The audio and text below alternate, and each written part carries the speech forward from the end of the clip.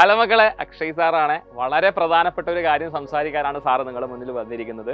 ഈ അവസരങ്ങൾ, ഓപ്പർച്യൂണിറ്റീസ് എന്ന് പറയുന്നത് നമുക്ക് നമ്മുടെ നിത്യജീവിതത്തിൽ നമ്മളെ തേടി വരാറുണ്ട്. അത്തരത്തിൽ അവസരങ്ങൾ വരുന്ന സാഹചര്യത്തിൽ തീർച്ചയായിട്ടും നമ്മൾ അതിനെ ഉപയോഗപ്പെടുത്തണം. മികച്ചൊരു അവസരത്തെക്കുറിച്ച് സംസാരിക്കാൻ തന്നെയാണ് സാർ ഇപ്പോൾ നിങ്ങളുടെ മുന്നിൽ വന്നിരിക്കുന്നത്. സോ മക്കൾ ഇതിനോടകം തന്നെ അറിഞ്ഞിട്ടുണ്ടാവും കേരള യങ് ജീനിയസ് എക്സാമിനേഷനെ കുറിച്ച്. സോ ഒരു എക്സാമിനേഷനെ കുറിച്ച് നമുക്ക് കുറച്ച് കാര്യങ്ങൾ ഡിസ്കസ് ചെയ്യാം. ആദ്യം തന്നെ ഈ ഒരു എക്സാമിനേഷൻ എന്ന് പറയുന്നത് 3 ലെവലുകളിലായിട്ടാണ് നടക്കുന്നത്. ആദ്യത്തെ ലെവൽ 1 നിങ്ങളുടെ സ്കൂളിൽ വെച്ച് തന്നെയായിരിക്കും എക്സാമിനേഷൻ കണ്ടക്ട് ചെയ്യപ്പെടുക. അതിൽ നിങ്ങൾക്ക് ചോദ്യങ്ങൾ ഉണ്ടാവുക ഒബ്ജക്റ്റീവ് ക്വസ്റ്റ്യൻസ് ആണ്. അത് 25 ചോദ്യങ്ങളായിരിക്കും നിങ്ങൾക്ക് ഉണ്ടാവുക. അത് 100 മാർക്കിൻ്റെ ചോദ്യങ്ങളാണ്. സോ അതിൽ ക്വാളിഫൈ ആവുന്ന മക്കൾ സെക്കൻഡ് ലെവൽ, അതായത് ഡിസ്ട്രിക്ട് സോണൽ ലെവലിലേക്ക് സെലക്ട് ആവും.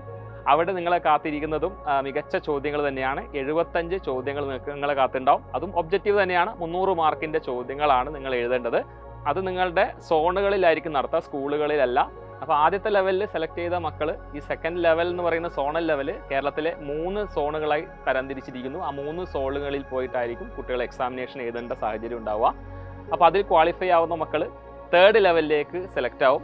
അപ്പോൾ ആ തേർഡ് ലെവലിൽ കുറച്ചൊരു വ്യത്യാസമുണ്ട്. തേർഡ് ലെവലിലേക്ക് വരുന്ന സാഹചര്യത്തിൽ 120 മാർക്കിൻ്റെ സബ്ജക്റ്റീവ് ക്വസ്റ്റ്യൻസ് ആയിരിക്കും എഴുതേണ്ട സാഹചര്യം ഉണ്ടാവുക. അതിനുശേഷം വൈവ, അതായത് നിങ്ങളുടെ കമ്മ്യൂണിക്കേഷൻ സ്കില്ല്, സബ്ജക്റ്റ് നോളജൊക്കെ എക്സ്പേർട്ട് പാനൽസ് നിങ്ങളോട് സംസാരിച്ച് അതിൻ്റെ ക്വസ്റ്റ്യൻസ് ഒക്കെ ചോദിച്ച് ക്ലിയർ ചെയ്യേണ്ട റൗണ്ടാണ്. അതൊരു 80 മാർക്സിൻ്റെ ഒരു സെഷൻ കൂടി അവിടെ ഉണ്ട് എന്നുള്ളത് മറ്റൊരു പ്രത്യേകതയാണ്. സോ ഇതിലും നിങ്ങൾ സെലക്ട് ആവുകയാണെങ്കിൽ തീർച്ചയായിട്ടും മികച്ച പ്രൈസുകളും സ്കോളർഷിപ്പുകളും നിങ്ങളെ കാത്തിരിക്കുന്നു. അപ്പോൾ തീർച്ചയായിട്ടും മക്കളെ, ഈ ഒരു അവസരം നിങ്ങൾ മിസ് ചെയ്യരുത്. നിങ്ങളുടെ ഭാവിയിലേക്കുള്ള പല എൻട്രൻസ് എക്സാമിനേഷനുള്ളൊരു ചുവടുവെപ്പ് തന്നെയായിരിക്കും ഒരു എക്സാം. സോ എല്ലാവരും ഈ അവസരം മാക്സിമം യൂസ് ചെയ്യുക. ബൈ.